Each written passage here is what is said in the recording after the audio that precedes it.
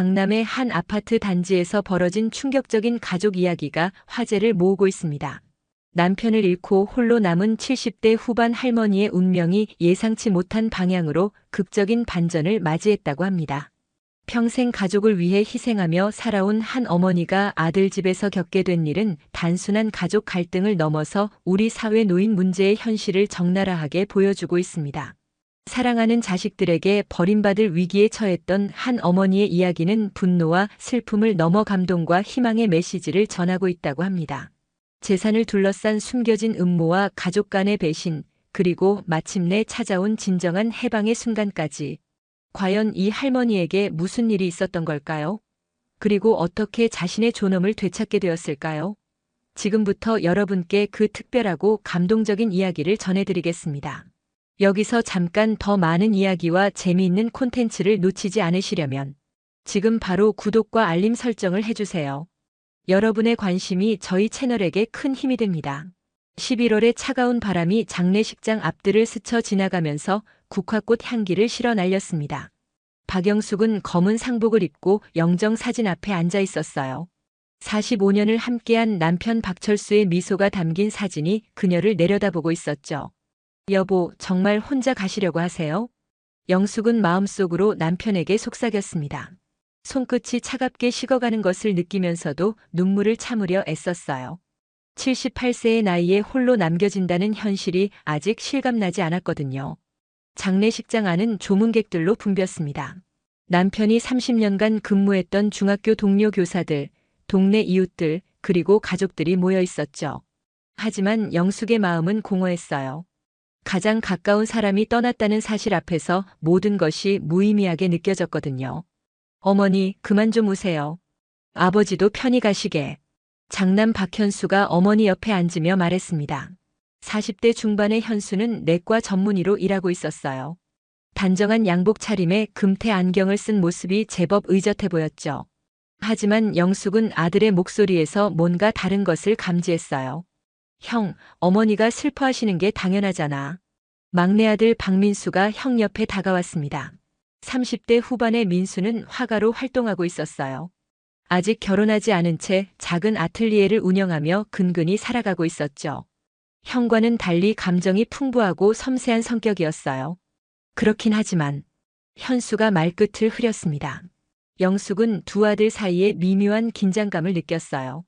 남편이 살아계실 때부터 형제간의 갈등이 있었다는 걸 알고 있었거든요. 하지만 지금은 그런 걸 생각할 여유가 없었죠. 어머님 많이 힘드시죠? 현수의 아내 최세영이 다가왔습니다. 30대 후반의 세영은 간호사 출신으로 현수와 결혼한 후 전업주부가 되었어요. 언제나 단정하고 예의 바른 모습이었지만 영숙은 가끔 며느리의 눈빛에서 차가운 무언가를 느꼈어요. 고마워, 세영아. 영숙이 힘없이 대답했습니다. 세영은 영숙의 어깨를 가볍게 토닥이며 위로하는 척했지만 그 손길이 왠지 어색하게 느껴졌어요. 장례식 절차가 모두 끝나고 화장장으로 향하는 길에서 현수가 민수를 한쪽으로 불렀습니다. 민수야, 잠깐 얘기 좀 하자. 뭔데, 형? 아버지 49제까지 마치고 나면 어머니 혼자 계시기 힘드실 거 아냐? 민수는 형의 말에 고개를 끄덕였어요. 당연한 얘기였거든요. 그러니까 우리 집으로 모시고 와야 할 것 같아. 그게 좋겠네. 어머니 혼자 계시기엔. 그런데 말이야, 현수가 목소리를 낮췄습니다. 아버지가 남기신 게 적지 않거든. 민수의 표정이 굳어졌어요. 갑자기 재산 얘기가 나오다니. 형, 지금 그런 얘기를 해야 돼? 언젠가는 해야 할 얘기잖아. 강남에 있는 아파트만 해도 시가로 15억은 될 거고 적금이랑 보험금까지 합치면. 형. 민수가 목소리를 높였습니다. 주변 사람들이 쳐다볼까봐 얼른 주위를 둘러봤어요. 뭘 그래? 현실적으로 생각해봐. 어머니 혼자서 그 큰 집에 계시기도 힘드시고 관리하기도 어려우실 거 아냐. 현수의 말에는 나름의 논리가 있었어요. 하지만 민수는 뭔가 석연치 않았죠. 그래도 어머니가 결정하실 일이잖아. 물론이지. 어머니 뜻을 따라야지. 다만 우리가 미리 준비는 해둬야 하지 않겠어? 현수는 민수의 어깨에 손을 올리며 말했습니다. 형의 손이 무겁게 느껴졌어요. 한편 조금 떨어진 곳에서 영숙과 세영이 대화를 나누고 있었습니다. 어머님 정말 큰일을 치르셨어요. 세영이 안타까운 표정으로 말했어요. 하지만 영숙은 며느리의 목소리에서 진심을 느끼지 못했죠. 아이고 그냥. 갑자기 이렇게 될 줄 몰랐어. 앞으로 어떻게 하실 생각이세요? 혼자 계시기엔 너무 외로우실 텐데. 세영의 질문에 영숙은 잠시 멈춰섰어요. 정말 앞으로 어떻게 살아야 할까요? 글쎄, 아직 생각할 여유가 없구나. 저희가 모시고 살면 좋겠는데 아파트가 좀 좁아서요. 30평에 방이 2개뿐이거든요. 세영의 말에는 묘한 계산이 깔려 있었어요. 영숙도 그걸 눈치챘죠. 괜찮다. 내가 알아서 할게. 그래도 가족끼리 서로 도와야죠. 어머님 집이 강남이시잖아요. 관리비만 해도 꽤 나오실 텐데. 세영이 넌지시 재산 얘기를 꺼냈어요. 영숙의 가슴이 답답해졌어요. 이때 현수와 민수가 대화를 마치고 돌아왔습니다. 어머니, 앞으로 계획을 좀 세워봐야겠어요. 현수가 조심스럽게 말을 꺼냈어요. 무슨 계획? 혼자 계시기 힘드실 테니까. 저희가 모시고 살까 해서요. 영숙은 아들의 제안에 마음이 복잡해졌어요. 고마운 마음도 있었지만 뭔가 부담스럽기도 했거든요. 아직 생각해 볼 시간이 필요해요. 물론이에요. 천천히 생각하세요. 다만 집 관리나 이런 것들이 어머니 혼자서는 힘드실 것 같아서. 현수가 말하는 동안 민수는 계속 못마땅한 표정을 짓고 있었어요. 형, 어머니가 결정하실 일이라고 했잖아. 그래, 맞아. 하지만 현실적인 문제들도 있으니까. 형제의 신경전이 다시 시작되려는 순간 영숙이 말을 했어요. 그만해라, 둘 다. 아버지 장례도 아직 끝나지 않았는데. 영숙의 목소리가 떨렸어요. 아들들은 더 이상 말하지 않았죠. 화장장에서 남편을 떠나보내는 마지막 순간 영숙은 관 앞에 서서 마지막 인사를 했어요. 여보, 혼자 가지 말아요. 나도 곧 따라갈게요. 하지만 관은 서서히 화로 속으로 들어갔고 영숙은 그 모습을 지켜보며 오열했어요. 45년의 결혼 생활이 이렇게 끝나는구나. 집으로 돌아가는 길에 영숙은 혼자 뒷자리에 앉아 창밖을 바라봤어요. 서울의 야경이 번화하게 빛나고 있었지만 그녀의 마음은 텅 비어 있었죠. 현수 부부는 앞자리에서 작은 목소리로 뭔가를 속삭이고 있었어요. 영숙은 그들의 대화를 들으려 하지 않았지만 가끔 아파트, 관리 같은 단어들이 귀에 들어왔어요. 민수는 자신의 차로 따로 오고 있었어요. 형과 함께 있기 싫어했거든요.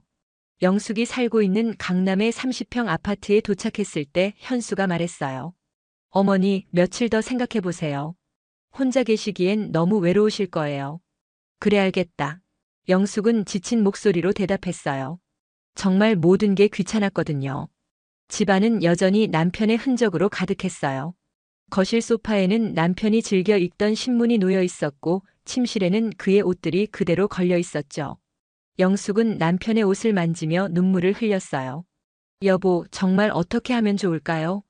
아이들 말대로 현수네 집으로 가야 할까요? 하지만 대답해 줄 사람은 없었어요. 그날 밤 영숙은 잠들지 못하고 남편과의 추억을 떠올렸어요. 처음 만났을 때, 결혼할 때, 아이들을 낳아 기를 때 모든 순간이 소중했죠. 그런데 이제 혼자 남았어요.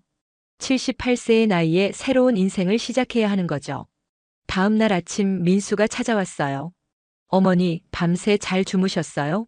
잠이 안 와서. 민수는 어머니의 얼굴을 보고 걱정스러워했어요. 어머니, 형 말씀에 대해서는 천천히 결정하세요. 꼭 형네 집으로 가야 하는 건 아니니까요. 그래도 혼자 있기엔 제가 자주 오면 되죠. 거리도 멀지 않은데 뭘. 민수의 말에 영숙은 조금 위안이 됐어요. 막내 아들은 언제나 자신의 편이었거든요. 민수야, 너는 언제 결혼할 거니? 아직 생각 없어요. 그보다 어머니가 더 중요하죠. 민수의 다정한 말에 영숙의 마음이 따뜻해졌어요. 하지만 그 따뜻함도 잠시, 오후에 현수가 세영과 함께 다시 찾아왔어요. 어머니, 생각해 보셨어요? 현수의 목소리에는 어딘지 재촉하는 기색이 있었어요. 아직. 어머니, 현실적으로 생각해봐요. 이 집 관리비만 해도 한 달에 얼마나 나가는데요. 게다가 혼자 계시면 위험하기도 하고. 세영도 거들었어요. 맞아요, 어머님. 저희가 모시고 살면 훨씬 안전할 거예요. 영숙은 며느리의 말을 들으며 뭔가 이상함을 느꼈어요. 진짜 자신을 걱정해서 하는 말일까요? 그런데 현수야, 너네 집이 좁다며? 괜찮아요. 방 하나 어머니 드리면 되죠. 그럼 지금이랑 아이는 어떻게 하고? 현수 부부에게는 초등학교 3학년인 아들 지연이가 있었어요. 지연이는 거실에서 자면 되죠. 아니면 세영이 잠시 망설이더니 말했어요. 어머님 집을 정리하시면 더 넓은 곳으로 이사할 수도 있고요. 그 순간 영숙은 깨달았어요. 아들 부부의 진짜 속내를 말이에요. 일주일 후 영숙은 결국 현순의 집으로 이사하기로 했습니다. 남편 없는 집에서 혼자 지내는 것이 너무 외로웠거든요. 매일 밤 남편의 빈자리를 바라보며 눈물을 흘리는 것도 지쳤고요. 어머니 잘 결정하셨어요. 현수가 만족스러운 표정으로 말했습니다. 영숙의 짐을 정리하면서 현수는 계속해서 집 정리에 대한 얘기를 꺼냈어요. 어머니, 이 집은 어떻게 하실 건가요? 비워두기엔 아까운데. 아직 생각 안 해봤어. 월세라도 놓으시면 좋을 텐데. 강남 30평이면 한 달에 200만 원은 받을 수 있을 거예요. 현수의 말에 세영도 맞장구를 쳤어요. 맞아요, 어머님. 그냥 비워두시면 관리비만 나가잖아요. 영숙은 아들 부부의 말이 맞다고 생각했어요. 하지만 마음 한편으로는 남편과의 추억이 담긴 집을 남에게 맡기는 것이 서운하기도 했죠. 천천히 생각해 볼게. 어머니께서 직접 관리하시기는 힘드실 테니까 저희가 도와드릴게요. 현수가 친절하게 말했지만 영숙은 뭔가 석연치 않은 기분이었어요. 이사 당일 민수도 도와주러 왔습니다. 어머니, 정말 형네 집으로 가시는 게 맞아요? 민수는 여전히 걱정스러워했어요. 그래. 혼자보단 낫겠지. 제가 더 자주 찾아뵐게요. 민수의 진심 어린 말에 영숙은 고마웠어요. 현순의 아파트는 서초구에 있는 30평 규모였어요. 생각보다 깔끔하고 잘 정리되어 있었지만 영숙이 살던 집에 비하면 좀 좁은 느낌이 들었어요. 어머니 방은 여기예요. 세영이 안내한 방은 작은 공간이었어요. 창문도 작아서 햇빛이 잘 들어오지 않았죠. 고마워, 세영아. 영숙은 억지로라도 웃으며 말했어요. 하지만 마음 한편으로는 답답함을 느꼈거든요. 어머님, 불편하신 건 언제든 말씀하세요. 세영의 말은 친절했지만 영숙은 왠지 부담스러웠어요. 저녁 식사 시간, 온 가족이 식탁에 둘러앉았습니다. 초등학교 3학년인 손자 지연이가 영숙을 바라보며 말했어요. 할머니, 우리 집에 오셨네요. 그래, 지연아. 할머니가 앞으로 여기서 살 거야. 와, 좋아요. 그런데 할머니, 제 방이 없어졌어요. 지연이의 말에 식탁이 조용해졌어요.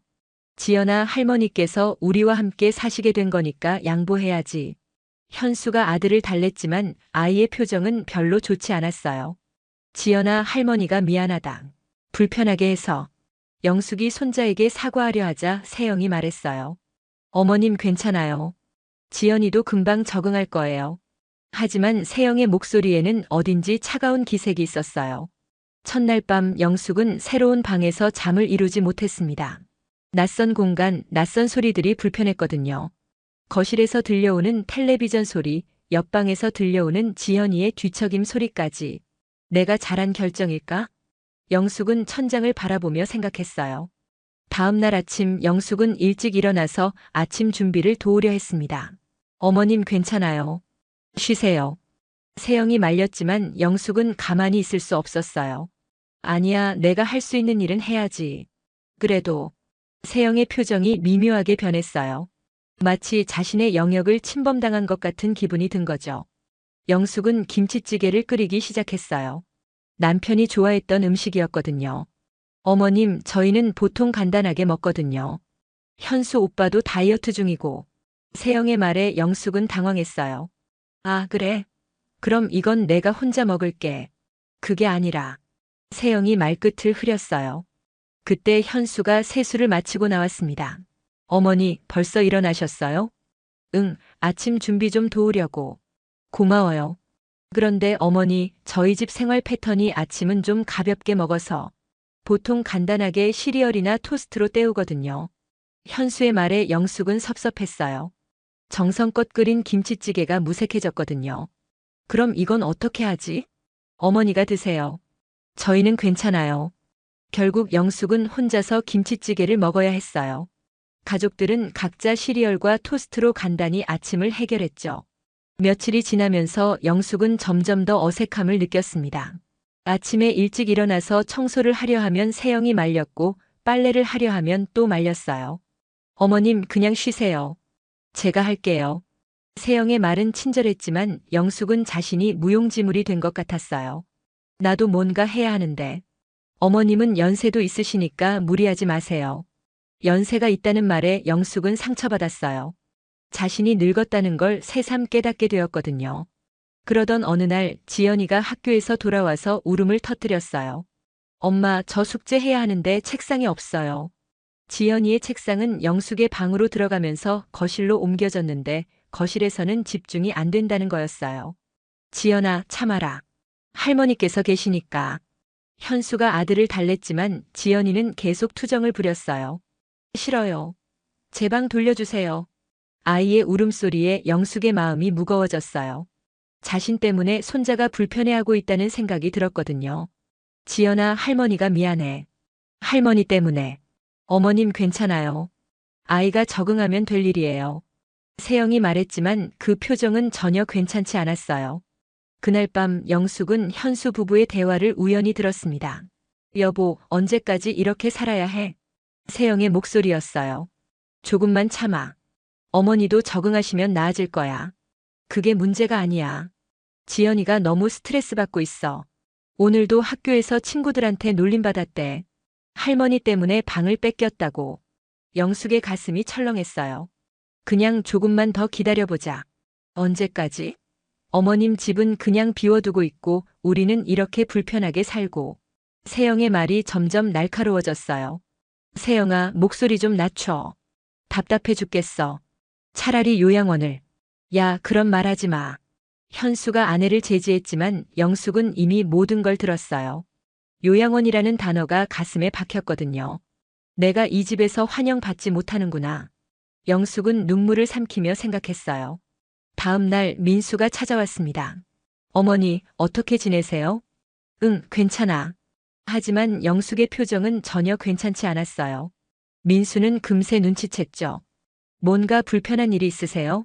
아니야, 괜찮아. 영숙은 아들에게 걱정 끼치고 싶지 않았어요. 어머니, 저한테는 솔직하게 말씀하세요. 형네 집에서 뭔가 문제가 있나요? 민수의 걱정스러운 목소리에 영숙은 마음이 약해졌어요. 그냥 좀 불편해서. 불편하긴 뭐가 불편해요? 가족인데. 지연이가 방을 뺏겨서 속상해하고 세영이는 내가 뭘 하려고 하면 말리고. 나는 뭘 해야 할지 모르겠어. 영숙의 말에 민수의 표정이 굳어졌어요. 형수가 뭐라고 했나요?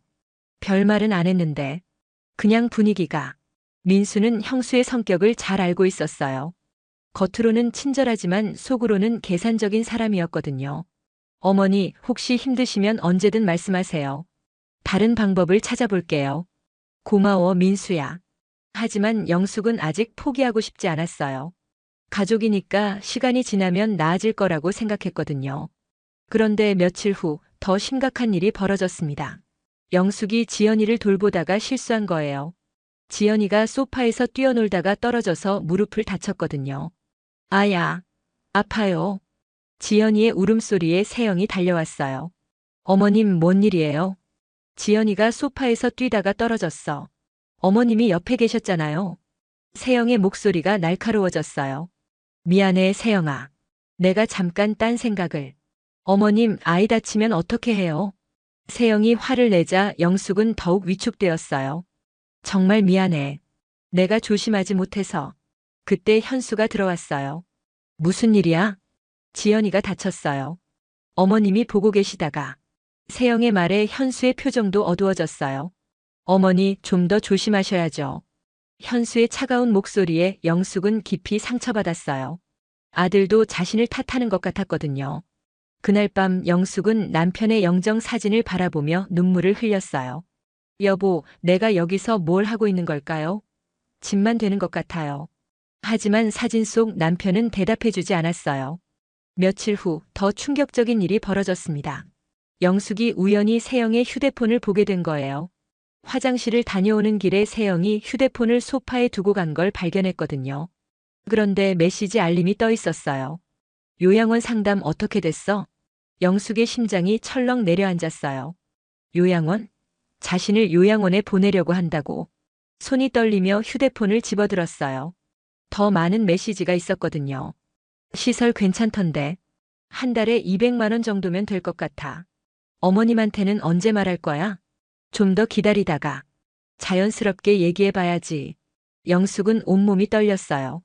며느리가 자신을 요양원에 보내려고 계획하고 있었던 거예요. 그 순간 세영이 돌아왔어요. 어머님? 왜 제 휴대폰을? 세영의 표정이 순간 굳어졌어요.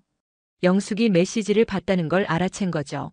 세영아, 이게 뭐니? 영숙의 목소리가 떨렸어요.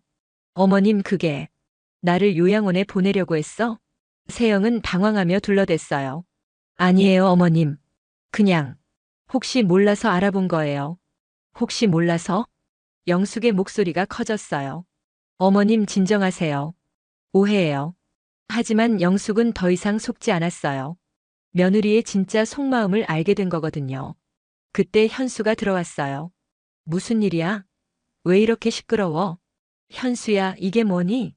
영숙이 휴대폰을 현수에게 보여줬어요. 현수의 얼굴이 하얗게 질렸어요. 현수는 당황한 표정으로 휴대폰 화면을 바라봤습니다. 아내와 주고받은 메시지들이 그대로 드러나 있었거든요. 어머니, 이건. 현수야, 너도 알고 있었어? 영숙의 목소리에는 배신감이 묻어났어요. 아들까지 자신을 속였다는 사실이 믿어지지 않았거든요. 어머니, 오해세요. 저희는 그냥. 현수가 변명하려 했지만 영숙은 더 이상 듣고 싶지 않았어요. 그냥 뭐? 그냥 나를 요양원에 보내려고 했다는 거야? 그게 아니라 어머니께서 더 편하실 수도 있겠다 싶어서. 세영이 끼어들었지만 영숙의 분노는 더욱 커졌어요. 편하다고? 요양원이 편하다고? 어머님, 요즘 요양원들은 시설도 좋고 프로그램도 다양해서. 그만해. 영숙이 소리를 질렀어요. 평생 목소리를 높인 적이 거의 없었는데 그만큼 충격이 컸던 거죠. 어머니, 진정하세요. 현수가 어머니를 달래려 했지만 영숙은 방으로 들어가 버렸어요. 그날 밤 영숙은 잠을 이루지 못했습니다. 아들 부부의 진심을 알게 된 충격이 너무 컸거든요. 내가 정말 그렇게 짐이 되는구나. 눈물이 계속 흘러내렸어요. 평생 가족을 위해 희생하며 살았는데 결국 이런 취급을 받게 되다니. 다음 날 아침 식탁 분위기는 최악이었습니다. 영숙은 아무 말도 하지 않았고 현수 부부도 어색해했어요. 할머니, 왜 안 드세요? 지연이가 물었지만 영숙은 입맛이 없었어요. 배가 안 고파서. 할머니, 아프세요? 손자의 순수한 걱정에 영숙의 마음이 더욱 아팠어요. 아이는 아무것도 모르는데. 아니야, 지연아. 할머니는 괜찮아. 하지만 괜찮지 않았어요. 전혀 괜찮지 않았죠. 현수가 출근하고 지연이가 학교에 간 후 세영이 조심스럽게 말을 걸었어요. 어머님, 어제 일은 정말 오해예요. 오해라고? 영숙이 차갑게 반응했어요. 저희가 어머님을 쫓아내려는 게 아니라 진짜 어머님을 위해서 알아본 거예요. 내가 그렇게 바보로 보여? 영숙의 날카로운 반응에 세영은 당황했어요. 그게 아니라. 세영아, 솔직히 말해. 나 때문에 불편하지? 지연이 방도 뺐고 집안도 복잡해지고. 세영은 잠시 말을 멈췄어요. 부인하고 싶었지만 영숙의 눈빛이 너무 예리했거든요. 조금 적응이 필요한 것 같아요. 적응?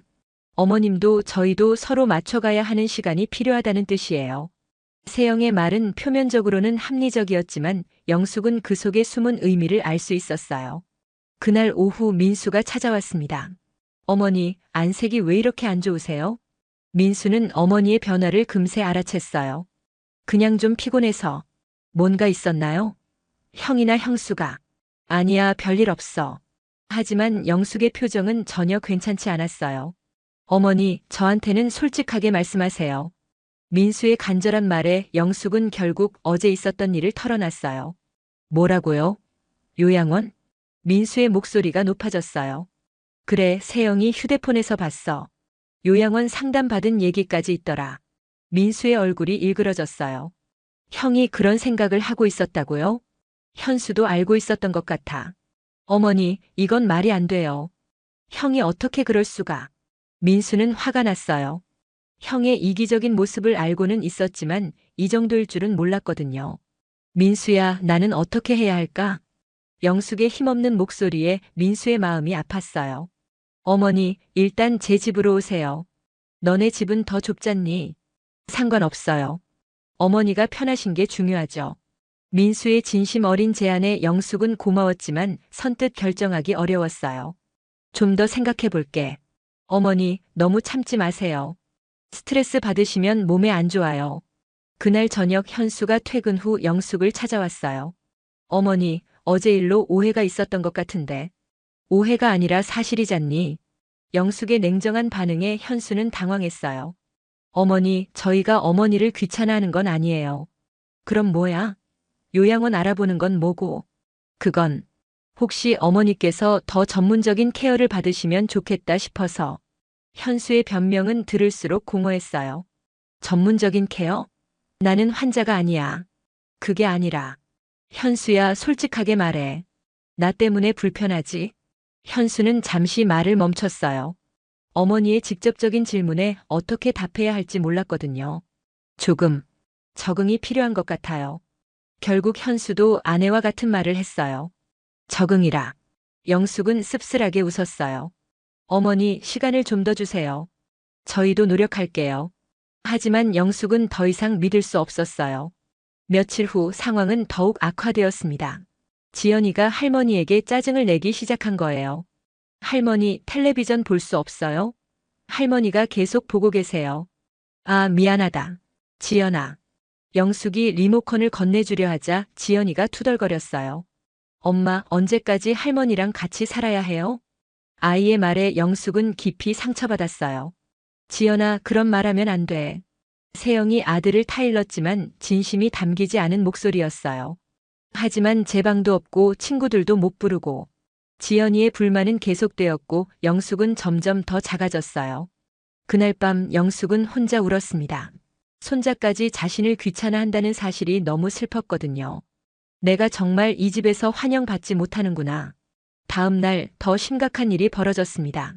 영숙이 빨래를 하다가 세영의 비싼 블라우스를 망친 거예요. 어머님, 이 옷이 얼마짜리인 줄 아세요? 세영이 날카롭게 소리쳤어요. 미안해, 세영아. 내가 실수해서. 이건 백화점에서 비싸게 주고 산 거예요. 세영의 목소리가 점점 높아졌어요. 돈 줄게. 새로 사. 돈 문제가 아니에요. 왜 멋대로 남의 빨래를 하세요? 세영의 화에 영숙은 움츠러들었어요. 도와주려고 했는데. 도움 안 되니까 그냥 가만히 계세요. 세영의 날선 말에 영숙은 깊이 상처받았어요. 그때 현수가 소리를 듣고 나왔어요. 무슨 일이야? 어머님이 제 옷을 망쳐놓았어요. 세영이 남편에게 하소연했어요. 어머니, 왜 그러셨어요? 현수도 어머니를 나무랐어요. 미안하다. 도와주려고 했는데. 어머니, 앞으로는 건드리지 마세요. 현수의 차가운 말에 영숙은 더 이상 참을 수 없었어요. 그래, 알겠다. 앞으로는 아무것도 안 할게. 영숙이 방으로 들어가자 현수 부부는 거실에서 대화를 나눴어요. 여보, 이렇게 계속 갈 수는 없어. 세영이 남편에게 말했어요. 조금만 더 참자. 언제까지? 어머님도 불편하시고 우리도 불편하고 지연이까지 스트레스 받고 있어. 그래도 어머니인데. 그러니까 요양원이 답이라고 했잖아. 어머님도 거기서 또래분들이랑 지내시면 더 행복하실 거야. 현수는 고민에 빠졌어요. 아내 말이 틀린 것도 아니었거든요. 한편 방에서 영숙은 모든 대화를 듣고 있었습니다. 결국 나를 쫓아내고 싶어 하는구나. 그날 밤 영숙은 남편의 영정 사진을 보며 말했어요. 여보, 아이들이 나를 짐으로 생각해요. 내가 뭘 잘못했을까요? 하지만 답은 들려오지 않았어요. 며칠 후 영숙은 결정적인 장면을 목격했습니다. 세영이 전화로 누군가와 대화하는 소리를 들은 거예요. 네, 맞아요. 70대 후반이시고. 네, 치매는 없으세요. 그냥 혼자 계시기 어려우실 것 같아서. 한 달에 얼마나 들어요? 200만 원? 좀 비싸네요. 더 저렴한 곳은 없나요? 영숙의 심장이 멎을 것 같았어요. 며느리가 실제로 요양원에 자신을 넣으려고 구체적으로 알아보고 있었던 거예요. 네, 그럼 일단 상담 예약부터 잡아주세요. 다음 주 화요일 어떠세요? 영숙은 온몸이 떨렸어요. 다음 주 화요일이면 며칠 후였거든요. 그 순간 영숙은 깨달았어요. 더 이상 이 집에 있어서는 안 된다는 것을. 그날 저녁 민수에게 전화를 걸었습니다. 민수야, 나 좀 도와줄 수 있니? 어머니, 무슨 일이세요? 이 집에서 나가려고 해. 전화 너머로 민수의 놀란 목소리가 들렸어요. 어머니, 무슨 일이 있었나요? 영숙은 며느리의 전화 통화 내용을 민수에게 털어놨어요. 형수가 요양원 상담 예약까지 잡았다고요? 민수의 목소리에는 분노가 담겨 있었어요. 응, 다음 주 화요일에. 어머니, 당장 나오세요. 제가 모시러 갈게요. 고마워, 민수야. 영숙은 드디어 결심을 굳혔어요. 더 이상 이 집에서 눈치 보며 살 수는 없었거든요. 하지만 떠나기 전에 해야 할 일이 있었어요. 현수 부부와 마지막 대화를 나누는 것이었죠. 그날 밤 영숙은 짐을 정리했습니다. 많지 않은 옷가지와 남편의 영정사진, 그리고 몇 가지 소중한 물건들을 가방에 넣었어요. 마음은 무거웠지만 동시에 어떤 해방감도 느껴졌죠. 다음 날 아침 현수가 출근 준비를 하고 있을 때 영숙이 거실로 나왔습니다. 현수야, 세영아, 잠깐 얘기 좀 하자. 영숙의 진지한 목소리에 두 사람이 멈춰 섰어요. 어머니, 무슨 일이세요? 현수가 물었어요. 나 이 집에서 나갈 거야. 순간 거실이 조용해졌어요. 어머니, 갑자기 왜 그러세요? 세영이 당황하며 물었지만 영숙은 이미 결심을 굳힌 상태였어요. 세영아, 내가 어제 요양원에 상담 예약 잡은 거 다 들었어. 세영의 얼굴이 하얗게 질렸어요. 어머님, 그건 변명하지 마. 나도 바보가 아니야. 영숙의 목소리는 평소와 달리 단호했어요. 어머니, 오해가 있었나 봐요. 저희가 설명을.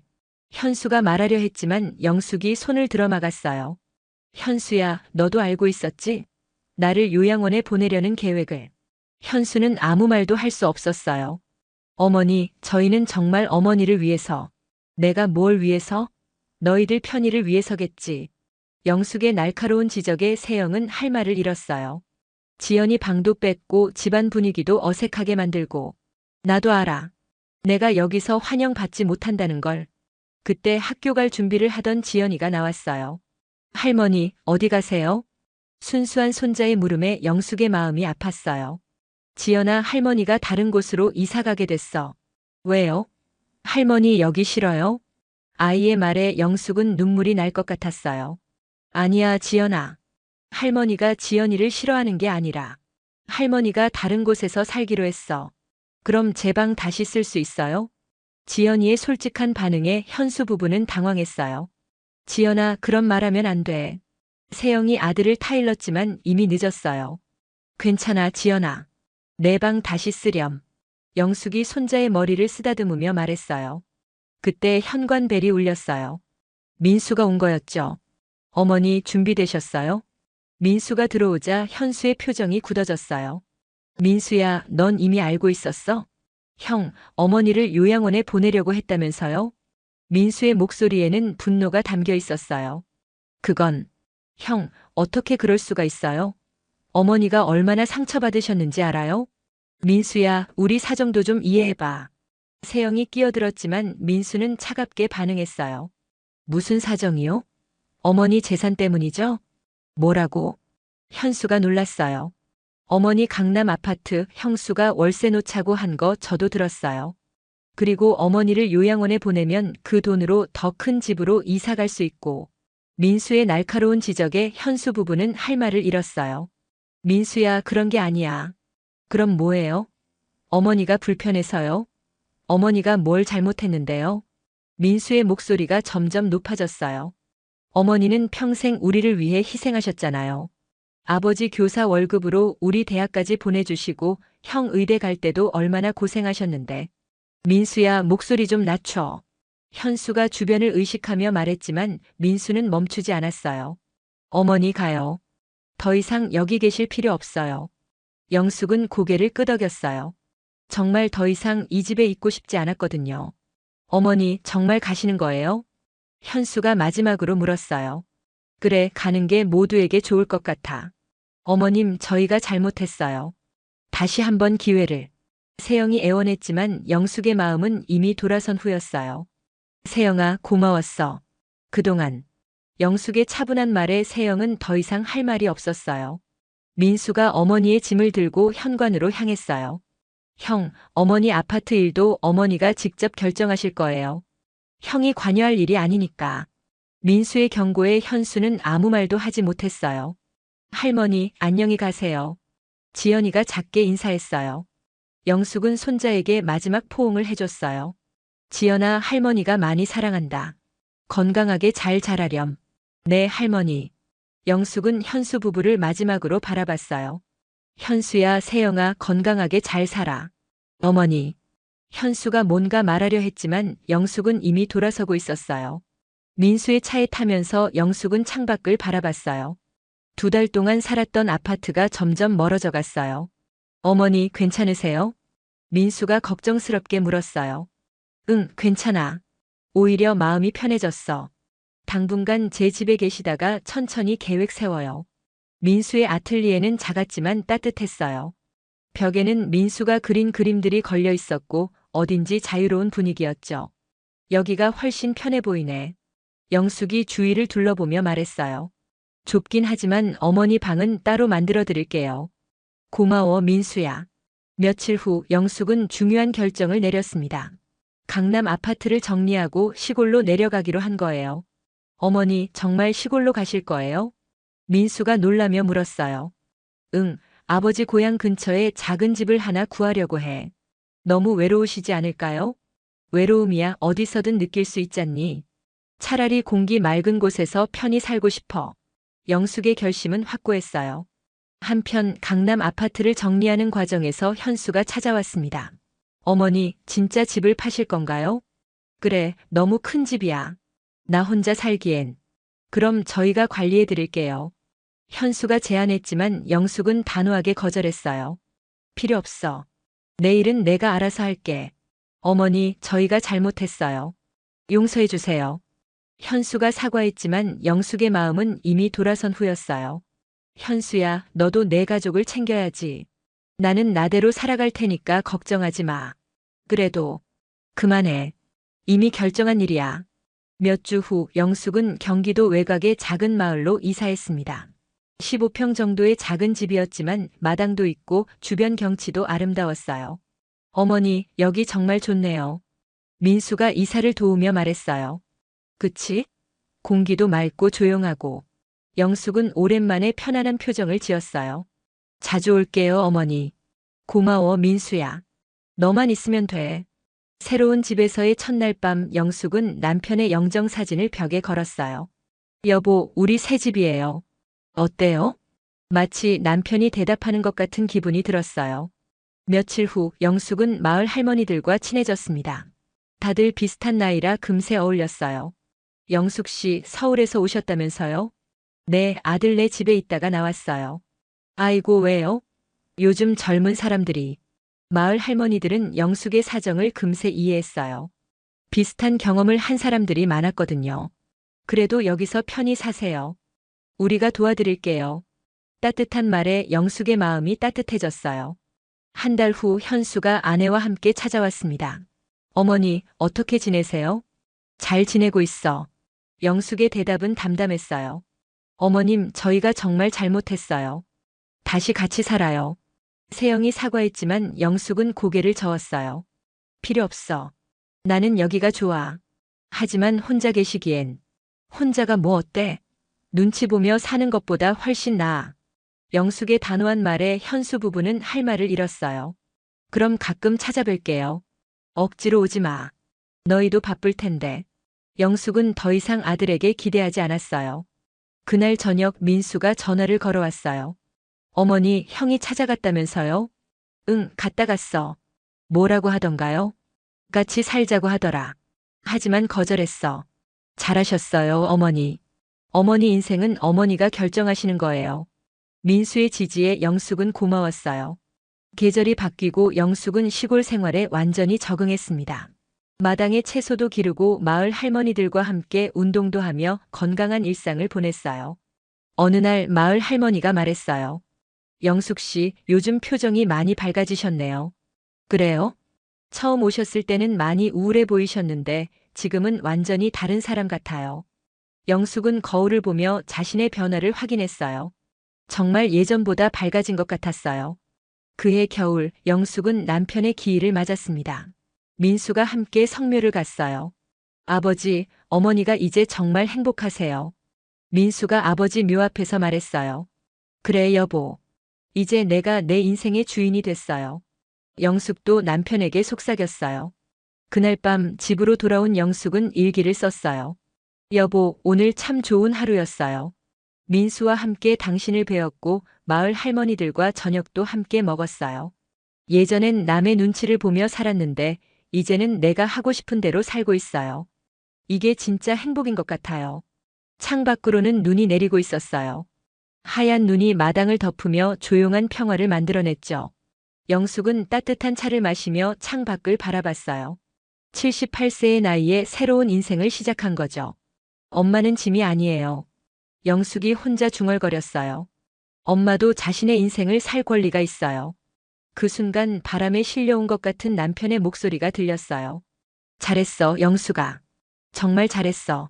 영숙은 미소를 지으며 남편의 영정사진을 바라봤어요. 이제 정말 행복했거든요.